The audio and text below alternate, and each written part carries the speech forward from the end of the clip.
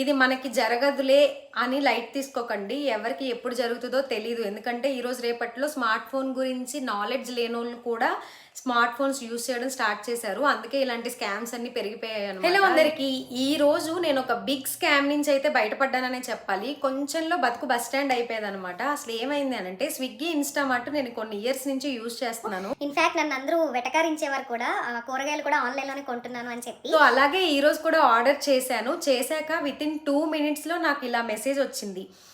మీ address wrong ఉంది, కరెక్ట్గా update చేయడానికి కింద లింక్ని క్లిక్ చేయండి అన్నట్టు మెసేజ్ వచ్చింది. ఇక్కడ ఇస్తున్నాను చూడండి.